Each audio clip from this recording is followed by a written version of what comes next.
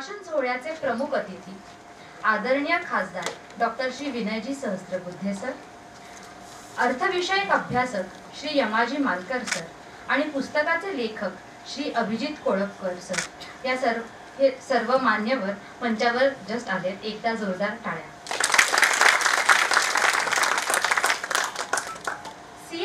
Abhijit कोळपकर sir गेली अनेक वर्ष आर्थिक विषयांचे अभ्यासक आहेत.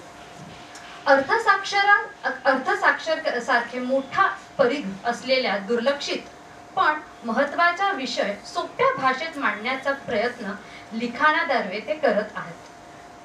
सर्वसाधारणपणे प्रत्येक माणसाच्या जीवनात पैशाचे महत्त्व अनन्यसाधारण असते, परंतु पैशाच्या व्यवस्थापनाची साक्षरता सर्वांमध्ये खूप कमी असल्याचे जाणवते. म्हणूनच अर्थसाक्षर व्हा या पुस्तकाची संकल्पना मोलाची आहे.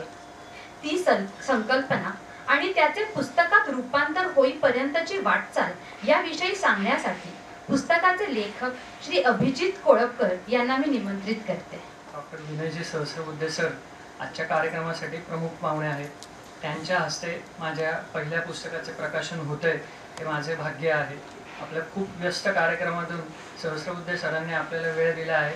सर, आपले मनपूर्वक धन्यवाद. अर्थसाक्षर व्हा हे पुस्तक का लिहिले गेले आणि पुस्तकाबाबत मी थोडक्यात सांगायचा प्रयत्न करतो.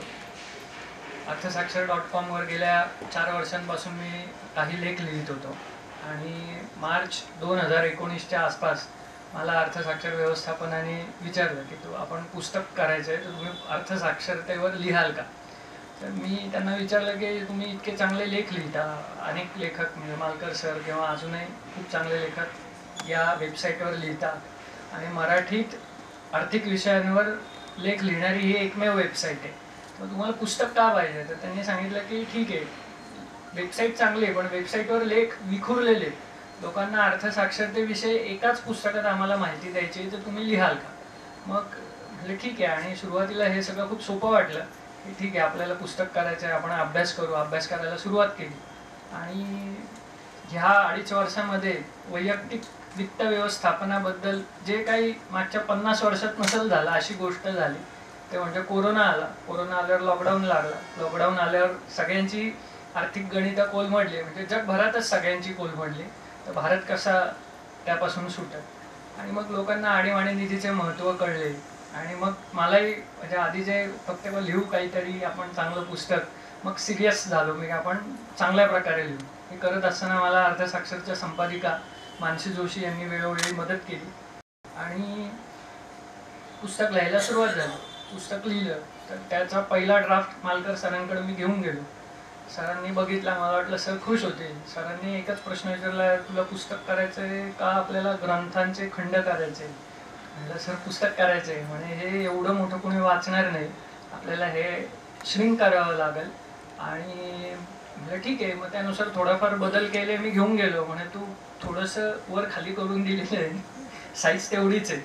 लोकांना नॉर्मल वाचायला आवडत नाही, हे आर्थिक विषय तर तुला आवडतात किंवा मला आवडत असेल पण लोकांना आवडत नाही. श्रिंक करायला सांगितलं, त्यानुसार काही चॅप्टर कमी जास्त केले. तोपर्यंत दुसरा लॉकडाऊन आला. मग त्यात अजून बदल झाले. जो सेन्सेक्स आधी 26,000पर्यंत पहिल्या लॉकडाऊनमध्ये गेला होता तो नंतर आता 62पर्यंत आला आणि लोकांचा इंटरेस्ट शेअर्समध्ये यायला लागला की म्हणजे कमालीचे टोकाचे बाजूने लोक विचार करायला लागले. आणि मग दुसरा ड्राफ्ट तयार झाला आमच्या संगमनेरच्या स्मिता गुणे बजेट ॲडव्हर्टायझर्सच्या. त्यांनी संपादनाची दुसरी बाजू बघितली होती. त्यांना दाखवलं, त्यांनी म्हणे छान आहे पुस्तक सगळं, पण तुला म्हणजे त्यांनी नेहमी हाच प्रश्न विचारतो, तू नक्की काय म्हणायचं. म्हणजे मला समजलं नाही. पण तुला म्हणायचं काय ते मला सांग. तू लिहितोय ते वेगळं आणि मला इंटरप्रिट होतंय ते वेगळं. म्हटलं असं काही नाही, मी लिहिलेलं आहे. नाही म्हणे, तू पुन्हा विचार कर. असं करत करत त्यातले काही चॅप्टर आम्ही बदलले, काही ॲड केले, काहींचा क्रम बदलला आणि मग पुस्तक तयार व्हायला लागलं. पुस्तक तयार होत असताना का मी जसं मगाशी म्हणालो की लोकांना आर्थिक विषय भयंकर बोरिंग वाटतात. की लोकांना काय आवडतं, राजकारण, क्रीडा, नंतर बॉलिवूड, ह्याच्यात प्रत्येकाची जवळपास PhD असते कुठल्या तरी एका टॉपिकवर. आर्थिक विषय म्हणल्यावर लोक कंटाळतात. आणि मग आपलं पुस्तक तर लोकांनी वाचलं पाहिजे. आता माझा मुलगा दुसरीत आहे, त्याचे जे पुस्तकं आहेत आत्ताचे आणि आमच्या काळातले दुसरीचे पुस्तकं, ह्याच्यात फरक काय आहे की आता खूप जास्त चार्ट्स आहेत, कार्टून्स आहेत, तक्त्या आहेत. मला वाटलं की आपण ह्यातलं काही करावं. तर यामध्ये आम्ही इलस्ट्रेशनसाठी मीडियाट्रीचे प्रकाश टिकारे यांची जवळपास 350 ते 400 चित्र काढून घेतली आम्ही पुस्तकात टाकण्यासाठी. फायनली त्यातली 100च पुस्तकात घेता आली आणि कंटेक्स्ट काहींचा वेगळा वेगळा होता. का तर लोकांना ते सोपं वाटावं म्हणून. आता अशा प्रकारे इलिस्ट्रेशन्स टाकून पुस्तक तयार झालं. मग आता आपण हे वेगळ्या वेगळ्या तज्ज्ञांकडून कन्फर्म करून घेऊ की काय फॅक्च्युअल एरर नाही ना, मी म्हणतोय असं पण ते तसं आहे का, कारण हे सारखं बदलत असतं. मग अनेक तज्ज्ञांना आम्ही पुस्तकं दाखवली, पुस्तकात त्यांनी सूचना दिल्या आणि असं करत करत एरर फ्री करायचा प्रयत्न करत पुस्तक शेवटचं तयार झालं. तर पुस्तक तयार झालं. आता ह्याच्या आम्ही साधारणपणे 6 भागांमध्ये डिवाइड केलेलं आहे. 6 भागांमध्ये पहिला आहे अर्थसाक्षरतेची ओळख, दुसरं आर्थिक नियोजन, तिसरं विमा आणि कर्ज व्यवस्थापन, चौथा आहे गुंतवणूक, पाचवा सगळ्यांचा आवडता आजकालचा शेअर बाजार आणि म्युच्युअल फंड, आणि सहावा आर्थिक फसवणुकींपासून सावधान. तर 6 भागांमध्ये का रूपांतर केलं, आता ते जवळपास 389-400 पेजेस झालेले आहे. अजून काही ते श्रिंक करता आलं नाही. त्याचं कारण म्हणजे की हा सिक्वेन्स तसाच ठेवायचा होता. म्हणजे आपण एक उदाहरण घेऊ की परीक्षा आहे, परीक्षेची एक मुलगा खूप तयारी करतो, उद्या गणिताचा पेपर आहे, तो आज व्यवस्थित झोप घेतो, जेवण करतो, बॅग भरतो, हॉल तिकीट घेतो, सकाळी लवकर उठतो, परीक्षा समजा 2 वाजता येतो, तो 1:30 वाजता तिथं पोहोचतो आणि एकदम सिन्सिअरली त्याच्याकडे रायटिंग पॅड आहे, सगळी तयारी करून आलाय, कंपासमध्ये पट्टी, पेन्सिल, खोडरबर सगळं आहे. पेपर उघडतो तर अरे आज तर मराठीचा पेपर आहे. असं का होतं, कारण त्यांनी आधी त्याला माहितीच नसतं उद्या पेपर कोणता आहे, किंवा ठीक आहे गणिताचा पेपरच आहे त्या दिवशी, पण त्यांनी वर्षभर अभ्यासच केलेला नसेल तर त्याला त्याच्यात काही करता नाही येणार. असा आपला अर्थसाक्षरतेविषयी झालेलं आहे की RBI, CBI हे सगळे विविध नियंत्रण ठेवणाऱ्या संस्था ॲडव्हर्टाईज करतात की OTP शेअर करू नका किंवा तुमच्या क्रेडिट कार्डचा CVV कोड शेअर करू नका. आणि लोक तो शेअर करत नाही, त्याचा खूप फायदा होतो, पण बेसिकली लोकांना तो कोड काय, तो CVV कोड काय हे पण माहिती नसतं. तर आम्ही पुस्तकात काय सांगितलं आहे की पहिल्या भागामध्ये की अर्थसाक्षरता म्हणजे काय, इट इज व्हेरी सिम्पल. अर्थसाक्षरता म्हणजे पैशाचा प्रवास, पैसा कसा काम करतो हे समजून घेणं. नंतर चलन कसं काम करतं, गरिबी श्रीमंतीचं सब्जेक्टिव्ह गोष्ट आहे ती पहिल्या भागामध्ये आलेली. त्याचबरोबर दुसऱ्या भागात आर्थिक नियोजन म्हणजे की तुम्ही एक ध्येय ठरवलं की मला घर घ्यायचं, घर घेण्यासाठी आधी बेसिकली काय हवं, तुमच्याकडे डाऊन पेमेंटला पैसे हवे, ते पैसे नसतील तर तुम्ही बचत करायला पाहिजे, पैसे बाजूला टाकायला पाहिजे, आणि त्या बचतीतून तुम्ही घराला डाऊन पेमेंट कराल, मग काही कर्ज घ्याल, कर्ज वेळेवर संपलं पाहिजे, आणि एकदा घर झालं तुमचं लॉंग टर्म जे ऑब्जेक्टिव्ह आहे, निवृत्ती, मुलांची शिक्षणं, मुलांचे लग्न, ह्या सगळ्या गोष्टींसाठी पैसे बाजूला टाकले पाहिजे. आणि ते पैसे बाजूला टाकलेले तुम्ही मग मल्टिपल ऑप्शन्स आहेत इन्व्हेस्टमेंटचे, FD, RD, रिअल इस्टेट, सोने, शेअर मार्केट त्यातला एक भाग. आता झालं काय, आपल्या सगळ्या नेहमीच्या सवयीमुळं, आपल्या म्हणजे सगळ्यांच्याच, की त्याचा लोकांना आता शेअर मार्केट मुख्य गोष्ट वाटते. मी शेअर मार्केटच्या विरोधात नाही, पण ते तुमच्या प्रायोरिटी लिस्टमध्ये गुंतवणुकीचा एक पार्ट आहे. मग शेअर मार्केट येतं, म्युच्युअल फंड येतात, त्या क्रिप्टोकरन्सी तसंच, की आपल्याकडं जर बेसिक गरजा भागवायला पैसे नाही तर आपण क्रिप्टोकरन्सी खूप लांबची गोष्ट, पण लोक ते करतात. तर ह्या सगळ्या गोष्टींसाठी अर्थसाक्षरतेची गरज आहे. शाळा कॉलेजमध्ये आपल्याला फार कमी प्रमाणात अर्थसाक्षरतेचं शिक्षण मिळतं. तर आरोग्यदायी जीवनासाठी 4 गोष्टी डॉक्टर सांगतात: पुरेशी झोप, चौरस आहार, योग्य व्यायाम आणि मनःशांती, समाधानी जीवन. 4 गोष्टी असेल तर तुम्ही दीर्घायुष्य होता, चांगलं जीवन जगता. आणि या 4ही गोष्टी लोक करत नाही, लोक म्हणजे सगळेच जण करत नाही. तसंच अर्थसाक्षरतेचं, तो माणूस शिकतो, अर्थार्जनाला लागतो, पैसे मिळवायला सुरुवात झाल्यावर टोटली ब्लँक असतो, आता काय करायचं या पैशाचं. मग कुणीतरी सांगतं की तुम्ही म्युच्युअल फंड करा, LIC घ्या, तर त्याला घ्यायचं असतं घर. सुरुवातीला इन्शुरन्सचे जो मोठे हप्ते घेतले तर घराला डाऊन पेमेंटला पैसे कुठून येणार, पण त्याला ती माहितीच नसते. कसं की 15 ते 18 वर्ष शाळा कॉलेजच्या शिक्षणामध्ये एखाद्या मुलाला जर तुम्ही लपाछपी, लंगडी आणि कबड्डी शिकवलं, त्याचं झालं, आता तो इंजिनियर किंवा डॉक्टर झाला, तर त्याला अर्थार्जनाला सुरुवात झाली. आणि त्याला अचानक सांगितलं की तुला आता खेळ खेळायचा, तू हँड ग्लोव्ज घाल आणि आता बॉक्सिंगला सुरुवात कर. आता तो काय होणार त्याचं? तो मारच खाणार. कारण का? त्याला ती गेमच माहिती नाही, त्याला नियम माहिती नाही त्या खेळाचे, तो वेगळं शिकलेला आहे. तसंच अर्थसाक्षरतेविषयी सगळ्यांचं होतं. आपण फसायला कारण त्यामध्ये लक्ष दिलं जात नाही. आणि सध्या इन्फॉर्मेशन ओव्हरलोडच्या जगात आहोत आपण. इंटरनेट, पेपर, जाहिराती, सगळीकडनं काहीतरी माहिती आपल्याला फीड केली जाते सारखी.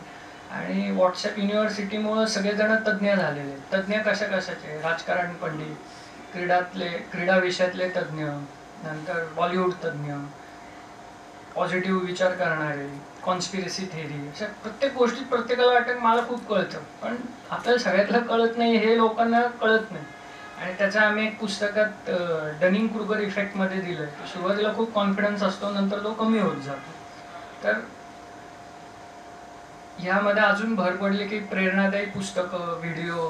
तर प्रेरणादायी साहित्य वाचणं काही गैर नाही आहे, फक्त त्याच्या किती आहारी जायचं तो त्याचा प्रश्न आहे. आणि प्रत्येकाला सगळं सोपं वाटतं की एखादा उद्योजक आहे, त्याचा एक 7 ते 10 मिनिटाचा व्हिडिओ असतो, त्यांच्या लहानपणापासून शेवट किती $1 बिलियन ते मालक झाले, त्या 10 मिनिटात सगळं श्रिंक केलेलं असतं. तर त्या माणसाचं जर आयुष्य 50 वर्षाचं वर्किंग लाईफ असेल, तर ते 10 मिनिटात कसं श्रिंक होणार? आणि तो बघणाऱ्याला वाटतं खूप सोपं आहे, आपण स्टार्टअप काढायचं, त्याचं व्हॅल्युएशन करायचं, IPO काढायचं की आपण मोठे झालो. पण ॲक्च्युली तसं नसतं. आणि त्यामुळं असमाधानी लोक सगळेजण असतात. आणि कुठेतरी आपण फॅमिलीबरोबर बाहेर गेलो, सुट्टीला गेलो, मित्रांमध्ये बसलेलो असलो, एखाद्या कौटुंबिक कार्यक्रमात असलो, तर तिथं बऱ्यापैकी लोक असे ऑफ असतात. मग बघा एकदा गेलं किंवा ऑब्झर्व करा हे, किंवा व्हिडिओ बघा कुठल्या कार्यक्रमाचे. काही लोक नुसतेच बसलेले असतात की त्यांना असं वाटेल की त्यांचं लक्ष नाही आहे किंवा काय. तर बऱ्यापैकी लोक गिल्ट फिलिंगमध्ये असतात, तर मी जे करतोय ते पुरेसं नाही आहे, किंवा मी काहीतरी वेगळं करायला पाहिजे होतं, माझ्या मित्रासारखं अजून काहीतरी केलं असतं, मी अजून काहीतरी झालं असतं. त्याचं कारण काय? बेसिक्स क्लिअर नाही की आपण जे करतोय आपल्याला कुठं जायचं होतं, आपण कुठं आहोत आणि काय केलं पाहिजे. बऱ्यापैकी लोक सुखी असतात, व्यवस्थित चालू असतं, पण त्या असमाधानी वृत्तीमुळे तो सारखाच काम करत असतो. त्याचे म्हणजे आम्ही ह्या पुस्तकात बचतीचं महत्त्व वगैरे दिलंय, पण असं कुठेही म्हणलेलं नाहीये की तुम्ही फक्त पैसेच साचवा, त्याचा उपभोग पण घेतला पाहिजे. आणि तुम्ही समाधानाचं पोषण किती वाढवू शकता यावर बेसिकली आपला फोकस पाहिजे. आणि तुम्ही किती पैसे मिळवले तर कोणीतरी आपल्यापेक्षा पुढं असणारच आहे. त्यामुळं गिल्ट फ्री लाईफसाठी काय आहे की आपण जे करतोय ते व्यवस्थित करतो का, आपण जे ठरवलं. तर एखाद्याला वाटलं की नाही, मला काहीच मुलाबाळांसाठी सोडायचं नाही, मला निवृत्तीशी काही घेणं नाही, मला फक्त धार्मिक स्थळं फिरायचे किंवा मला वर्ल्ड टूर करायचं, दॅट इज हिज गोल किंवा हर गोल. त्या पद्धतीनं तो जो करत असला तर त्याच्या त्या आर्थिक नियोजनात प्रायोरिटीमध्ये ते फिट बसते. त्यामुळे एकच एक नियम सगळ्यांसाठी नाही आहे. आणि शेवटी हे जे पुस्तक आहे ह्यामध्ये आमचं सांगणं असं आहे की पैसा आपल्यासाठी, आपण पैशासाठी नाही. त्याचा पैसा आपला सेवक आहे का आपण पैशाचे सेवक आहे, त्यासाठी अर्थसाक्षरता आवश्यक आहे. आणि म्हणून अर्थसाक्षरतेचं महत्त्व आहे, आणि यासाठी हे पुस्तक लिहिलं आहे. आणि पुस्तक तयार करताना म्हणजे मला माझ्या घरातल्या लोकांचा खूप सपोर्ट होता. त्याचबरोबर प्रॅक्टिस करत असताना क्लायंट्स बरोबर ते सगळे लाईव्ह एक्सपेरिमेंट होती, काय काय प्रकारे होतं ते. त्याचबरोबर मित्र, अर्थसाक्षरची टीम सगळी आणि विविध तज्ज्ञ सगळे की ज्यांनी वेळोवेळी मार्गदर्शन केलं, त्या सगळ्यांचं मी खूप ऋणी आहे. आपण सर्वजण या कार्यक्रमाला वेळ काढून आलात, आपल्या सर्वांचा पण मी आभारी आहे. धन्यवाद. सुंदरपणे आता आपल्याला बोलून गेलेत. आय एम शुअर की ह्या पुस्तकात सुद्धा ह्या सगळ्या कॉन्सेप्ट्स अतिशय अजून सोप्या शब्दात आणि विथ एक्झाम्पल्स दिलेत. थँक्यू सो मच की ही जी नेसेसरी लाईफ स्किल झाली आहे, फायनान्शियल लिटरसी, अर्थसाक्षरता, it is as good as a life skill now. आणि ह्याच्यावर एवढा फोकस आणलाय तुम्ही हे पुस्तक लिहून. खूप खूप धन्यवाद सर.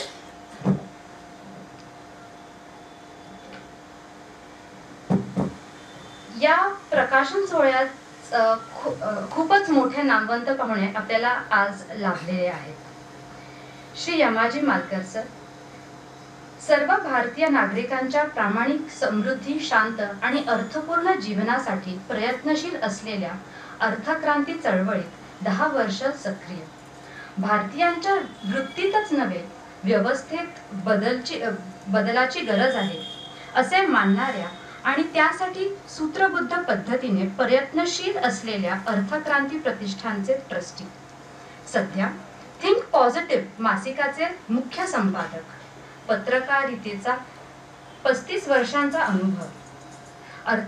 आर्थिक साक्षरता आणि अर्थक्रांती प्रसारासाठी महाराष्ट्रात अनेक व्याख्याने आहे. उत्तर आहे हे अर्थक्रांतीवर गाजलेले पुस्तक. दैनिक सकाळ पुणे आणि औरंगाबाद आवृत्तीचे माजी संपादक. महाराष्ट्र सरकारातर्फे 2018 पासून देण्यात येणाऱ्या राज्यव्यापी सुधाकर डायफोडे अग्रलेखन पुरस्काराचे पहिले मानकरी. असे श्री यमाजी मालकर सर. अर्थसाक्षर.com चे संचालक श्री प्रवीण टेकाळे यांना मी विनंती करते की त्यांनी मालकर सरांचे सत्कार करावे.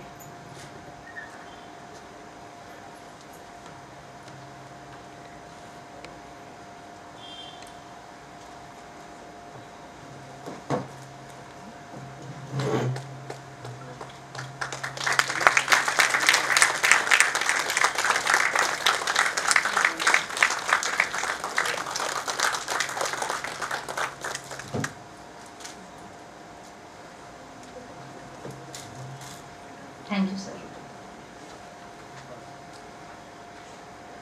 राष्ट्रवादी विचाराचे खंदे सामाजिक कार्यकर्ते असलेले डॉक्टर श्री विनय सहस्त्रबुद्धे हे राज्यशास्त्र तसेच लोकशाही विषयांचे अभ्यासक चिंतक म्हणून प्रसिद्ध आहेत. पेशाने लोकप्रतिनिधींचे प्रशिक्षक म्हणून नावाजले जाणारे डॉक्टर सहस्त्रबुद्धे 2016 पासून राज्यसभा खासदार या नात्याने महाराष्ट्राचे राष्ट्रीय स्तरावरील प्रतिनिधी आहेत. डॉक्टर सहस्त्रबुद्धे यांनी प्रतिष्ठित अशा मुंबई विद्यापीठातून राज्यशास्त्रातील डॉक्टरेट संपादित केले असून इंग्रजी साहित्यात पदव्युत्तर शिक्षण देखील पूर्ण केले आहे. 2018 पासून ते भारतीय संस्कृतीच्या जागतिक स्तरावर प्रचार व प्रसार करणाऱ्या भारतीय सांस्कृतिक संबंध परिषद या मानद शासकीय संस्थेचे अध्यक्ष या नात्याने कार्यरत आहेत. 2020 पासून त्यांनी केंद्रीय शिक्षण, महिला व बाल विकास तथा क्रीडा व युवा कल्याण संबंधित संसदीय स्थायी समितीचे अध्यक्ष या नात्याने काम पाहिले आहे.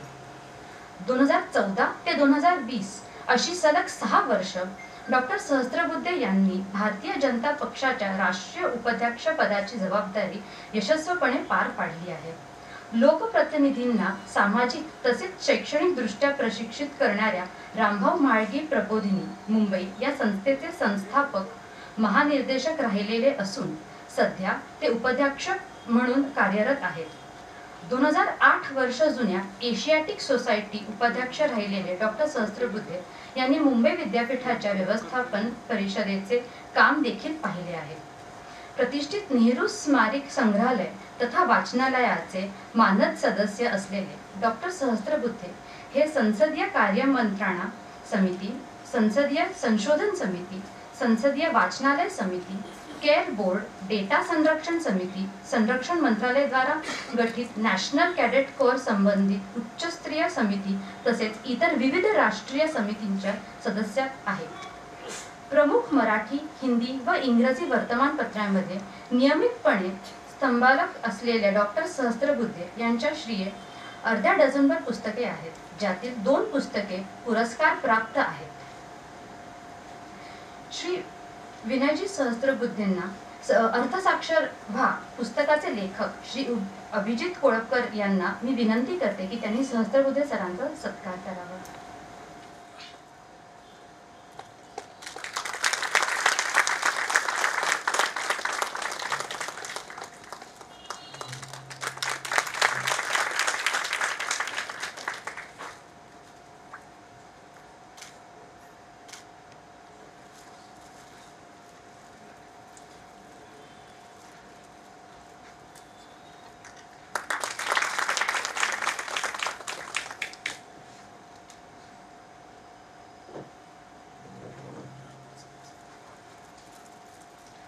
CA, CS, LLB अशा बऱ्याच पदव्या असणारे श्री प्रतीकजी धात्रक सुद्धा आपल्या बरोबर आज आहेत.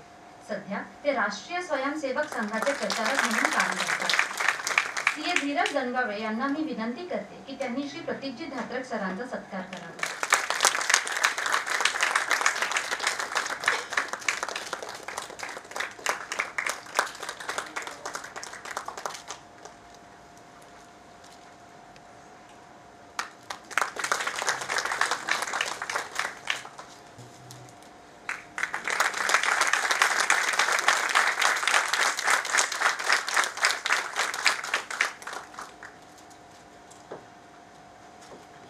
धन्यवाद।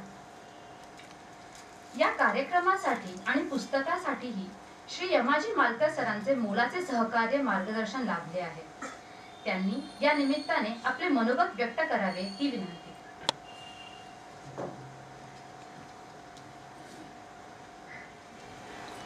नमस्कार।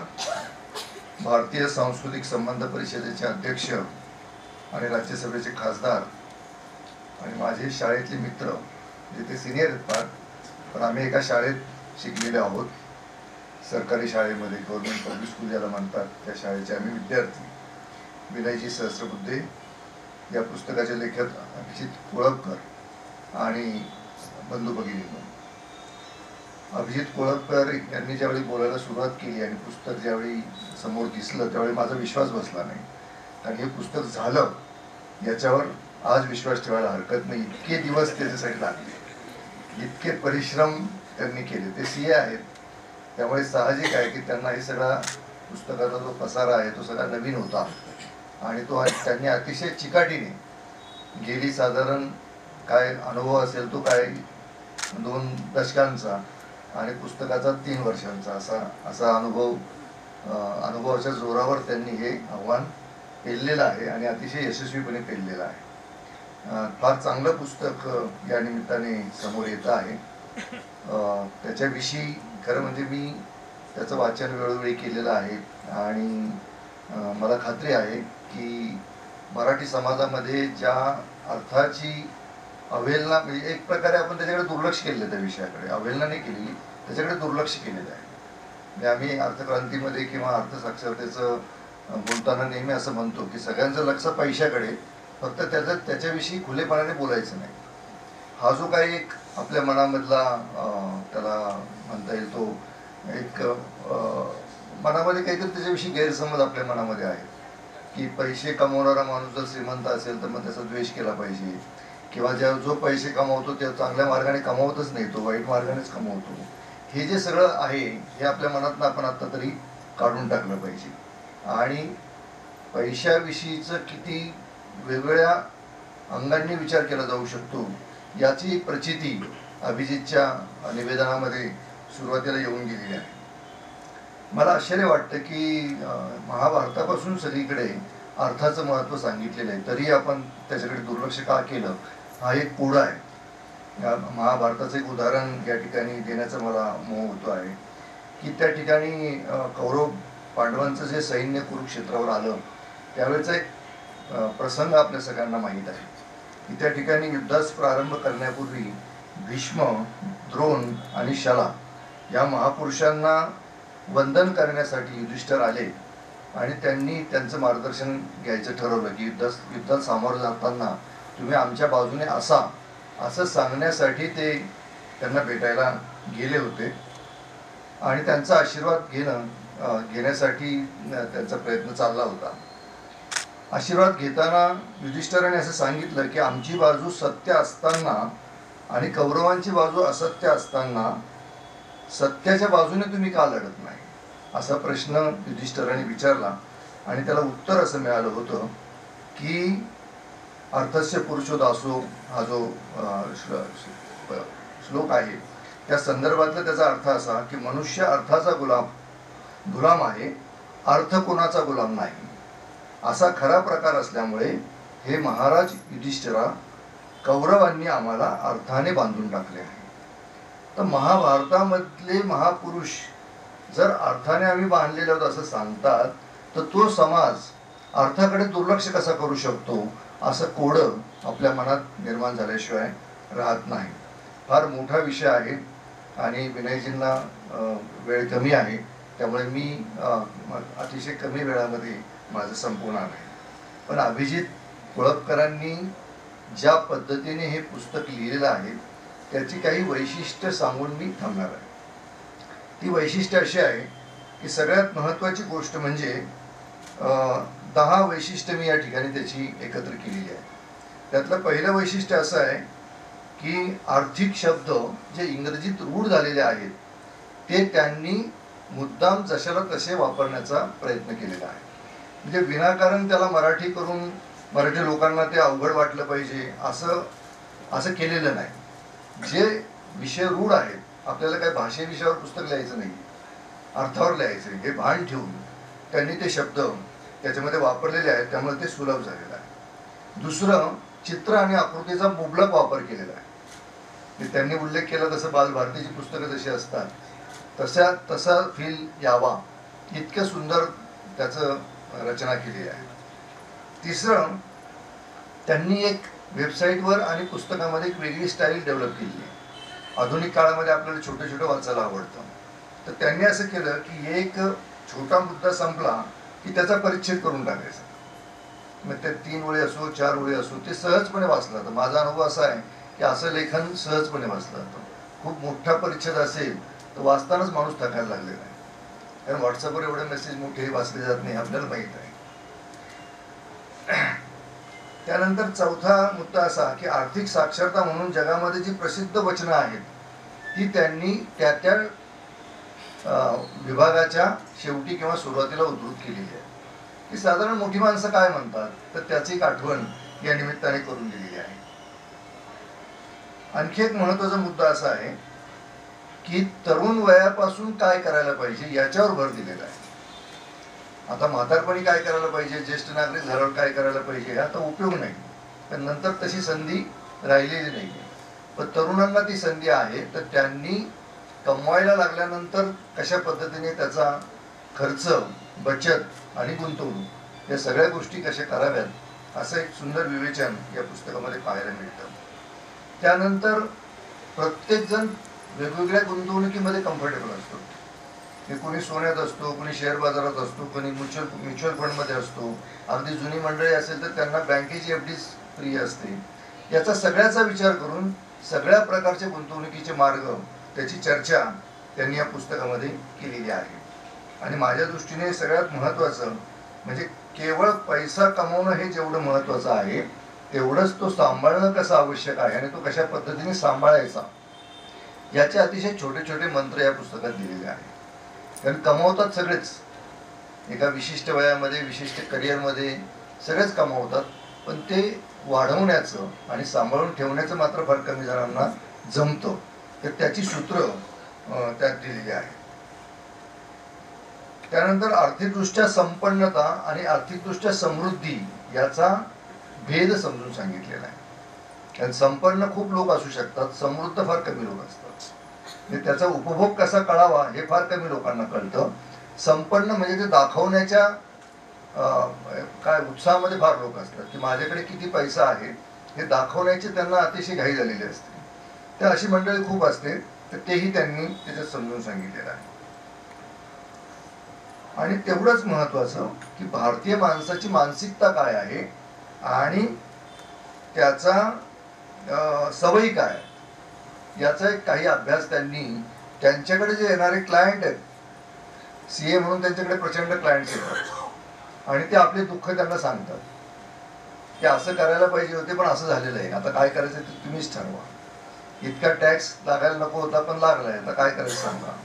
किंवा टॅक्स देण्याची इच्छा असते नसते, किंवा कुठल्या तरी व्यवहारामध्ये फसवणूक झालेली असते, काहीतरी चुकीचे व्यवहार केलेले असतात, तर त्याचा अतिशय मला वाटतं बहुतेक 10-20 वर्ष ते लक्ष ठेवून असावे त्या सगळ्या विषयांवर. इतकी ती उदाहरणं त्या म्हणजे क्लायंटचं नाव वगैरे हे शक्यच नाही टाकणं, पण त्याचा जो प्रश्न आहे ते प्रश्न त्याला काय म्हणतात प्रातिनिधिक प्रश्न आहेत, ते सगळ्यांनाच तो प्रश्न पडतो आणि मग त्याला त्यांनी जी उत्तरं दिली आहेत, त्यांनी जो मार्गदर्शन त्यावेळी केलेलं आहे त्याचा काही अंश या पुस्तकामध्ये आहे.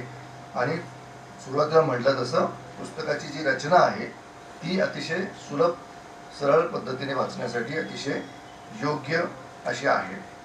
शेवटचा मुद्दा असा की पुस्तकाच्या बाहेर जाऊन या विषयाची आत्ता इतकी प्रचंड गरज आहे की या पुस्तकाकडे जर दुर्लक्ष केलं, या पुस्तकाकडे म्हणजे या विषयाकडे जर दुर्लक्ष केलं तर कदाचित सर्वायवल सुद्धा अवघड होऊ शकतं, अशी आजची स्थिती आहे. याचं कारण गुंतवणूक करणं, बचत करणं आणि आपल्या पैशाला चालतं ठेवणं, त्याला वाढवणं ही आत्ता जगण्याची एक गरज झालेली आहे. त्या अर्थाने भारतामध्ये जी संधी आहे ती जगाच्या पाठीवर दुसऱ्या एकाही देशामध्ये आज नाही. त्याचं कारण फार सुंदर ग्राफ या पुस्तकामध्ये त्याचा आहे की आता जी डेमोग्राफी आहे आपल्या देशाची, ती डेमोग्राफी आपल्या देशाला अतिशय सोयीची आहे, अतिशय सपोर्टिंग आहे. ज्या प्रकारचा वयोगट आपल्या देशामध्ये राहतो आहे त्या प्रकारचा वयोगट, त्याच्या माध्यमातून जी प्रचंड निर्मिती या देशामध्ये होणार आहे आणि त्याच्याची सुसंगत असणारी धोरणं जी आखली जात आहेत ती अतिशय सपोर्टिव्ह आहे.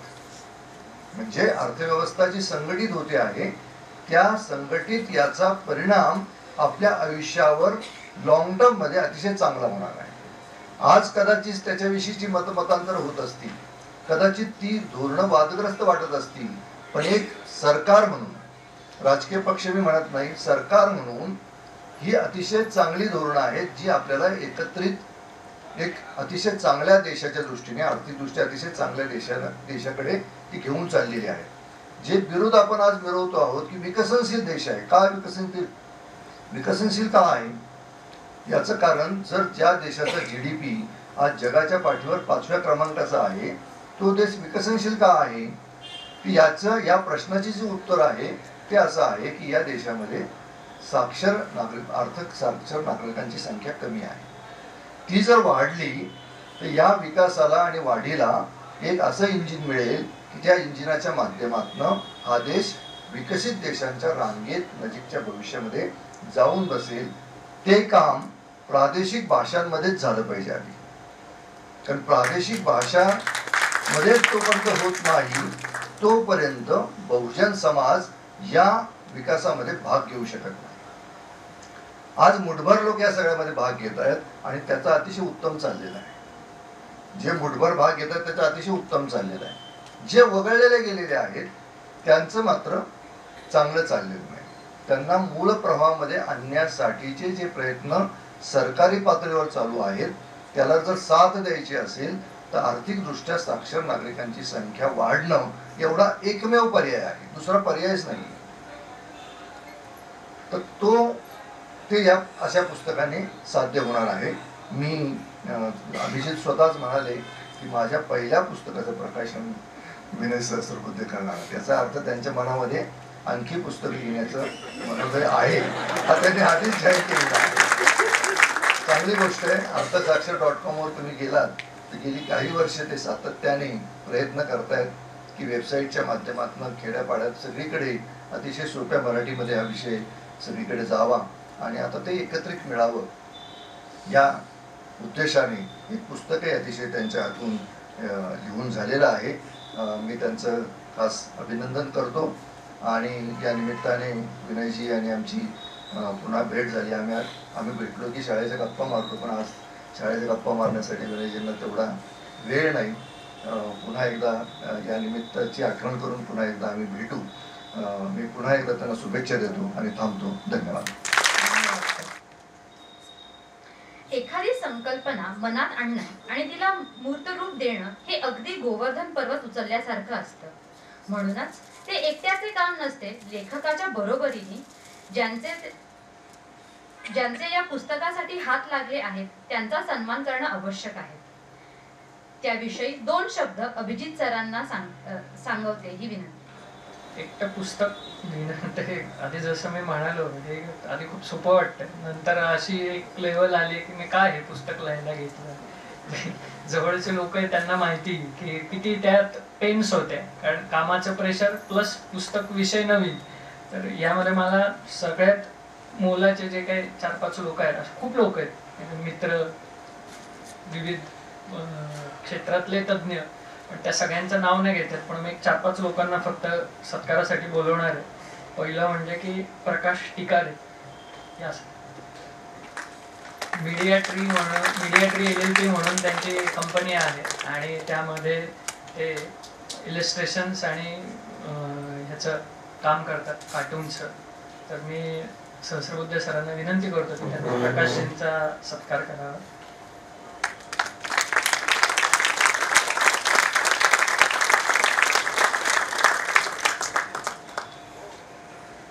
दुसरं म्हणजे स्मिता गुणे मॅडम, वजीर ॲडव्हर्टायझर्सच्या. तर आज त्या काही कारणाने उपस्थित नाही आहेत, पण त्यांचं संपादनासाठी खूप मोलाची मदत झाली आणि पुस्तकामधला जो अनावश्यक भाग आहे तो कट झाला. तर त्यांचा सत्कार पेंडिंग आहे स्मिताताईंचा. या व्यतिरिक्त अर्थसाक्षरच्या संपादिका मानसी जोशी यांना मी विनंती करतो की मॅडम अर्थसाक्षरचं काम बघतात आणि त्यांनी सतत अर्थसाक्षरचे लेख कसे चांगले होतील यासाठी प्रयत्न केले आणि त्यांची या पुस्तकात मला मोलाची मदत झाली.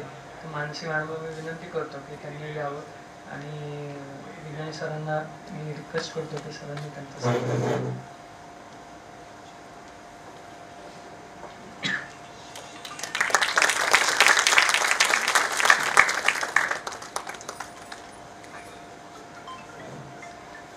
आणि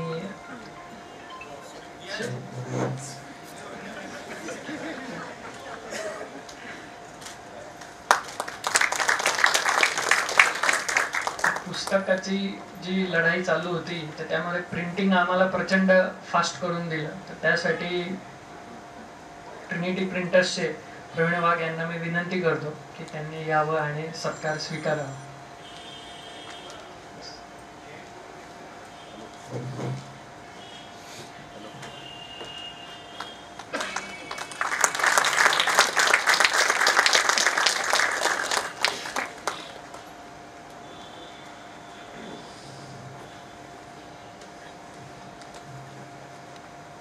धन्यवाद.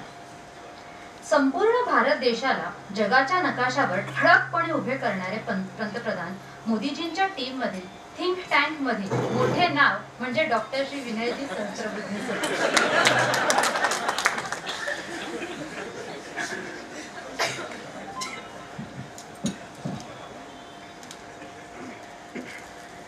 गैरसमज दूर करणं शक्य असलं तरी ते वाढू नयेत याची काळजी. कार्यक्रमाला या ठिकाणी उपस्थित असलेले माझे मित्र आणि महाराष्ट्रातले अर्थविषयक जागरूकता साक्षरता निर्माण करण्यात ज्यांनी वेगवेगळ्या भूमिकांमधून खूप मोलाची कामगिरी केली असे ज्येष्ठ पत्रकार यमाजी मालकर, त्याचबरोबर पुस्तकाचे लेखक अभिजित कोळपकर, त्यांच्या टीमचे सर्व सदस्य आणि उपस्थित बंधू आणि भगिनींनो. इंग्रजीत एक असं चांगलं वाक्य आहे की the more you read the more you know how less you know. हे पुस्तक वाचल्यानंतर मला ते लक्षात आलं आणि मी खरं म्हणजे अभिजित कोळपकरांना सुरुवातीपासून असं म्हणत होतो की तुम्ही मला बोलवू नका, मी पूर्णपणे निरक्षर माणूस आहे या विषयातला आणि मी तुम्हाला एक चांगला वक्ता कोणीतरी या विषयातला शोधून देतो. पण त्यांनी आग्रह धरला आणि त्यामुळे मी त्यांच्या प्रेमाखातर या ठिकाणी आलो आहे आणि सगळ्यात प्रथम त्यांनी मला बोलावलं याबद्दल मी त्यांचे आभार मानतो. त्यांनी सांगितलं आणि ते खरं आहे की बरेचदा अशी स्थिती असते आपली की you don't know that you don't know. आणि मला असं वाटतं की या पुस्तकाने निदान ती जाणीव निर्माण झाली. त्यामुळे अर्थसाक्षरता हे निर्माण होण्याचा त्यांनी चंग बांधलेला आहे तो चांगला आहे, पण कमीत कमी अर्थ निरक्षरतेविषयीची साक्षरता या पुस्तकाने नक्की निर्माण होईल याबद्दल माझ्या मनात शंका नाही. कारण अर्थसाक्षरतेचा जो म्हणजे त्याचं जे वजन आहे किंवा त्याचा जो दबदबा आहे अर्थ निरक्षरतेचा तो एवढा प्रचंड आहे की कमीत कमी आपल्याला कळत नाही हे जरी या पुस्तकातून कळलं तरी मला असं वाटतं की खूप मोठं काम होईल. कारण याची गरज आहे.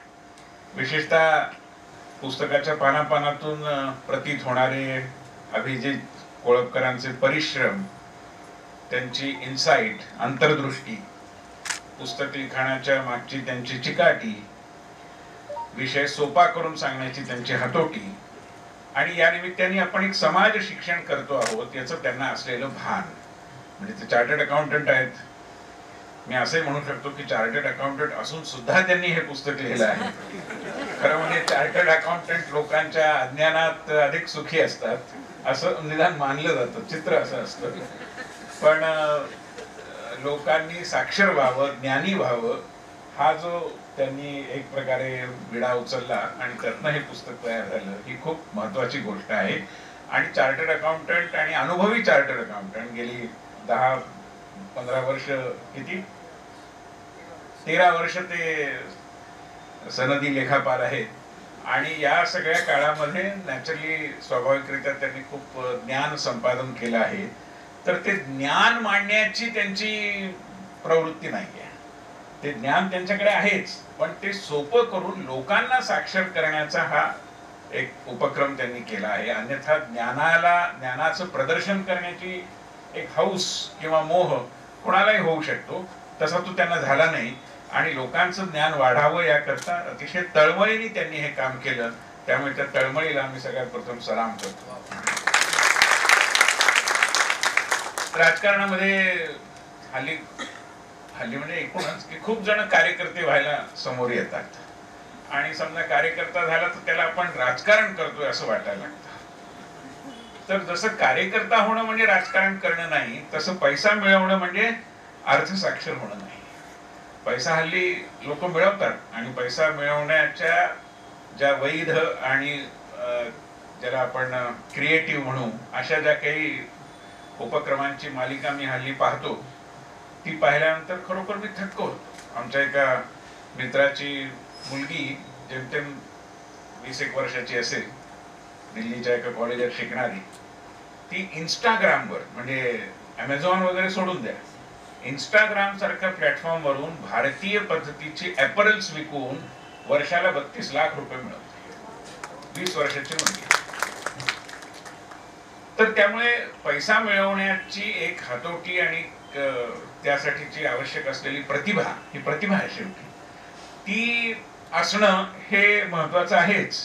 पण पैसा वापरावा कसा आणि पैशाचं व्यवस्थापन कसं करावं हे समजणं खूप महत्वाचं आहे. आणि यमाजी मालकर म्हणाले ते अतिशय खरं आहे की हा देश खरं म्हणजे विकसित देश आहे, पण तो अजूनही विकसनशील आहे. त्याच्या मागची जी अनेक कारणं आहेत, त्यात आपली सर्वव्यापी आर्थिक निरक्षरता हेही आहे. याबद्दल काही दुमत होण्याचं काही कारण नाही. पुस्तकाच्या संबंधामध्ये मी काही बोलणं म्हणजे थोडंसं धाडसाचं होईल, आणि त्यात आता यमाजींनी त्याचा पूर्ण आलेख आपल्या समोर मांडलेला आहे. मी घरी अशी चर्चा करत होतो की अशा पुस्तकाच्या प्रकाशनाला मला जायचंय, तर घरच्यांनी मला परावृत्त करण्याचा प्रयत्न केला, कारण मला इथलं काही कळत नाही हे त्यांना सगळं कळतं व्यवस्थित. म्हणजे सांगायला हरकत नाही की माझी बायको बँकेत आहे, त्यामुळे तर स्वाभाविकरित्या म्हणजे मी या विषयात कधी पडतच नाही, सगळे व्यवहार तीच सांभाळते, आणि त्यामुळे मला त्याचं तसं काही कळण्याचे प्रसंग येत नाहीत. पण त्यामुळे मला असं वाटलं की आपल्याला कदाचित पुस्तकाची मांडणी छान आहे, व पुस्तक चित्र सुंदर काढली आहेत, आकार चांगला आहे, पेज लेआउट सुंदर आहे, एवढं बोलून भागेल असं मला वाटलं होतं. एक प्रकारे मालकर सरांनी त्याचा सगळा तपशील मांडलेला आहे, त्यामुळे मी त्याची पुनरुक्ती करत नाही. पण महत्वाच्या ज्या गोष्टी जाणवतात ते म्हणजे गुंतवणूकदाराची जी मानसिकता असते, त्या मानसिकतेवर अतिशय चांगलं विवेचन त्यांच्या पुस्तकामध्ये आहे. आणि आज ज्याला रिस्क मॅनेजमेंट म्हणतात, ती रिस्क कशी घ्यावी, कसं त्याचं प्रबंधन करावं, व्यवस्थापन करावं, याबद्दलही त्यांनी सांगीन गोष्टी युक्तीच्या 4 या पद्धतीने सांगितलेल्या आहेत. आजकाल तरुण पिढीला कर्ज काढण्यात काहीच गैर वाटत नाही, आणि ते एका अर्थाने योग्यही आहे. पण कर्ज काढण्याचा हा जो उत्साह आहे त्याच्यावरही त्यांनी चांगल्या पद्धतीने टिप्पणी केलेली आहे. आणि जे विषय सामान्यतः अशा पुस्तकामध्ये नसतात, म्हणजे कॉर्पोरेट करिअर करणारी मंडळी आणि त्यांच्या दृष्टिकोनातून आर्थिक व्यवस्थापन, स्थावर जंगम किंवा रिअल इस्टेटमध्ये गुंतवणूक, त्याच्या विषयात काय आपण केलं पाहिजे, आणि सगळ्यात महत्वाचं म्हणजे खाचखळगी कुठे आहे, पिटफॉल्स काय आहेत, कुठे तुम्ही धडपडू शकता, कुठे तुम्ही तुमचं व्यवस्थापन एक प्रकारे गडबडू शकतं, यावरही त्यांनी अतिशय चांगला कटाक्ष टाकलेला आहे. लेखकाचं म्हणणं आहे ते कुठेतरी मला वाटतं व्यक्तही झालंय की शालेय अभ्यासक्रमात या विषयाचा समावेश केला पाहिजे. हल्ली मी संसदेच्या शिक्षण विषयक समितीच्या कामात लक्ष घालतो, त्याची जबाबदारी माझ्याकडे आहे. आणि आमच्याकडे अशा सूचना येतात की इतक्या सगळ्या गोष्टींचा अभ्यासक्रमात समावेश करायचा झाला तर कदाचित इतिहास, भूगोल वगैरे विषयांची सुट्टी करावी लागेल. इतके विषय आता नवीन नवीन निर्माण झाले आहेत आणि त्या चुकीचं काही नाही. आपत्ती व्यवस्थापन हाही विषय असा आहे की जो शालेय अभ्यासक्रमात समजला पाहिजे. आपण ज्याला स्त्री पुरुष समानता, जेंडर जस्टिस म्हणतो, हाही विषय असा आहे की तो शाळेपासून त्याचं बाळकडू दिलं पाहिजे. जल व्यवस्थापन किंवा एकूण ज्याला नॅचरल रिसोर्स मॅनेजमेंट, नैसर्गिक संसाधनांचं व्यवस्थापन म्हणतो, हाही विषय आहे. त्यामुळे असे कोणकोणत्या विषयांचा कशा पद्धतीने समावेश करायचा हे नव्या शिक्षण नीतीच्या संदर्भात जी सध्या मांडणी सुरू आहे ती करणाऱ्यांसमोर एक प्रकारे आव्हान आहे.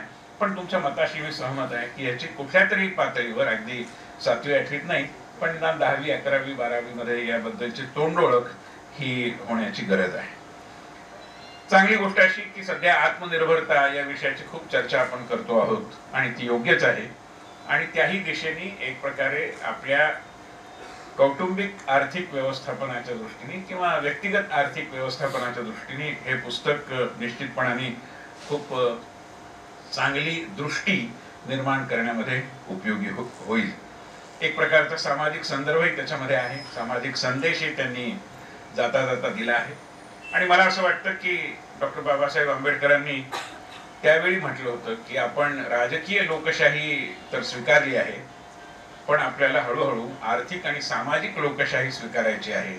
त्या आर्थिक आणि सामाजिक लोकशाहीचा मार्ग देखील आर्थिक साक्षरतेतून जातो याबद्दल माझ्या मनात काही शंका नाही. आणि त्या दृष्टीने खूप मोलाचं काम केलं. म्हणजे माझ्यासारख्याला असं वाटतं की अशी आर्थिक साक्षरता आमच्या शेतकरी बांधवांमध्ये आम्ही जर निर्माण करू शकलो असतो तर कदाचित गेल्या काही दिवसात ज्या घटना घडल्या त्या आपल्याला टाळता आल्या असत्या.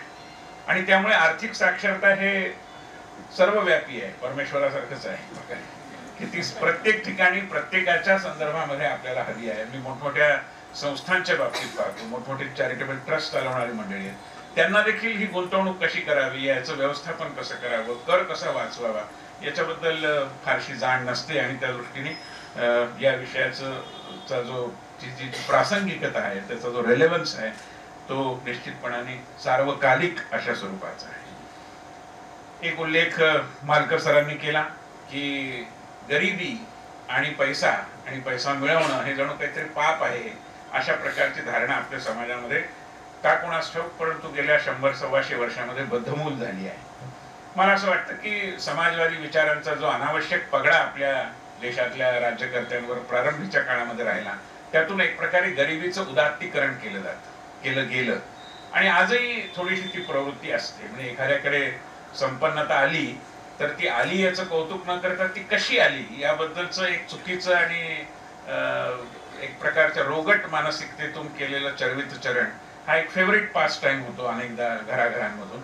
आणि त्यामुळे संपन्नता किंवा लक्ष्मीची आराधना, लक्ष्मीची उपासना याचं जे महत्व आपण समजून घेतलं पाहिजे, मला असं वाटतं की ते त्या पुस्तकाच्या माध्यमातून निश्चितपणाने लोकांना उमगेल, समजेल. एक महाभारतातली नाहीये परंतु कुठलीतरी पुराणातलीच गोष्ट आहे, ती सांगून मी माझं भाषण संपवतो. ती गोष्ट एक प्रकारे संदेश देणारी आहे, म्हटलं तर थोडा उपरोधिक संदेश आहे, पण मला ती चांगली आठवली, म्हणजे मनात चांगली माझ्या ऋतून बसलेली अशी आहे आणि या विषयाशी थोडीशी जोडलेली देखील आहे. एका राजाकडे एक ऋषी जातात, मुनी, वल्कल वगैरे घातलेले, आणि ते त्या राजाला म्हणतात की राजन, मी आज तुमचा सत्कार करणार आहे, तुमची पाद्यपूजा करणार आहे. तर राजाला आश्चर्य वाटतं की ऋषीवर साधारण रिवाज असा असतो की राजाकडे ऋषी मुनी येतात तर मी तुमची पाद्यपूजा करावी, तुम्हाला काही वल्कल वगैरे आहेत तर मी तुम्हाला काही चांगली वस्त्र द्यावी, तुमचा आदर सत्कार करावा, ही पद्धत आहे, तुम्ही माझी पाद्यपूजा का करता? तर राजा म्हणला असं नाही, माझ्या लक्षात आलं की तू सगळ्यात ऋषी मुनी म्हणाले की मुनीवर म्हणाले की तुम्ही सगळ्यात त्यागी आहात. तर राजा म्हणाला की काय माझं चुकलं असलं तर सरळ सरळ सांगा, पण असं उपरोधाने काय बोलतो, मी कुठला त्याग केलाय?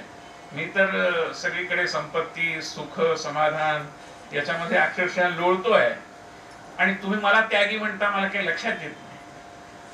तर मुनीवर असं म्हणतात की असं पहा, सगळ्यात मोठा आनंद कोणता?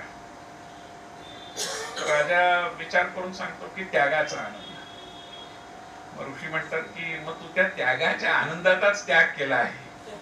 मी तर त्या त्यागाच्या आनंदामध्ये गडाबडा लोळतो आहे आणि तू त्या त्यागाच्या आनंदातच त्याग केला आहे, त्यामुळे मी तुझी पाद्यपूजा करतो.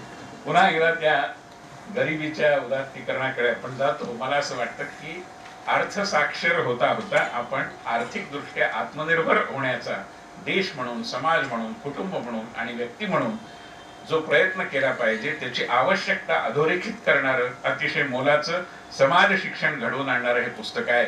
ते पुस्तक लिहिल्याबद्दल कोळपकरांचं, त्यांचं मेंटरिंग केल्याबद्दल यमाजी मालकर सरांचं आणि त्यांना सर्वांनी जी साथ दिली त्याबद्दल त्यात आमच्या गुणे मॅडम देखील आहेत.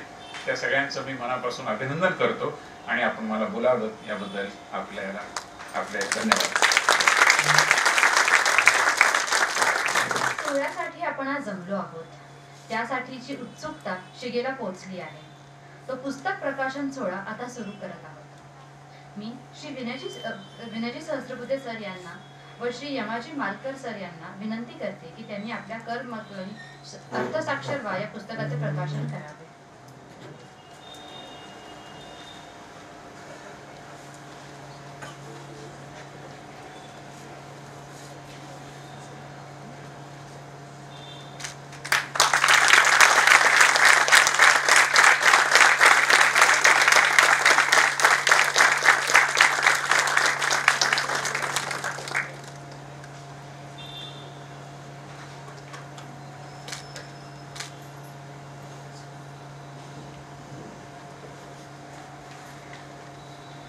सोहळ्यातील महत्वाचा मनोगत म्हणजे आभार प्रदर्शन. त्यासाठी अर्थसाक्षरच्या संपादिका मानसी जोशी मॅडम यांना मी पाचारण करते. नमस्कार, शुभ संध्या.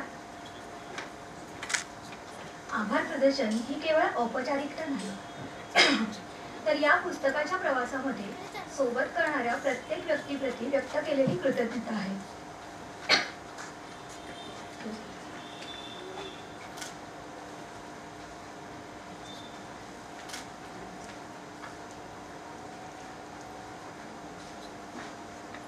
आजच्या कार्यक्रमाचे प्रमुख अतिथी राज्यसभा खासदार श्री विनयजी सहस्त्रबुद्धे स्वतः एक नामांकित लेखक असून मराठी, हिंदी व इंग्रजी वर्तमानपत्रामध्ये नियमितपणे समलेखन करत असतात. आपल्या व्यग्र शेड्यूलमधून वेळ काढून त्यांनी या कार्यक्रमाला प्रमुख पाहुणे म्हणून उपस्थिती असल्याबद्दल अर्थसाक्षर परिवाराच्या वतीने मी त्यांचे आभार मानते. आजच्या कार्यक्रमाचे अध्यक्ष आणि अर्थसाक्षर.com ला वेळोवेळी मार्गदर्शन करणारे श्री यमाजी मालकर सर यांचेही अर्थसाक्षर परिवाराच्या वतीने मनपूर्वक आभार.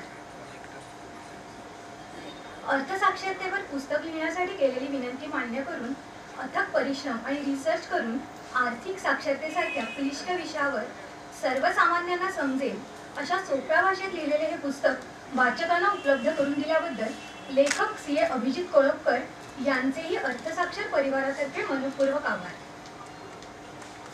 या कार्यक्रमाला उपस्थित राहून आम्हाला प्रोत्साहन देणारा सर्व श्रोतेवर्ग, वेळोवेळी मेसेज अथवा मेल करून नवनवीन सूचना देऊन सदोदित आम्हाला प्रोत्साहित करणारा आमचा वाचक वर्ग, या कार्यक्रमासाठी सूत्रसंचालनाची धुरा सांभाळणाऱ्या CA श्रुती शहा आणि पुस्तकाचा संपूर्ण प्रवास व कार्यक्रमासाठी मेहनत घेणाऱ्या आमच्या अर्थसाक्षर परिवारातील प्रत्येकाचे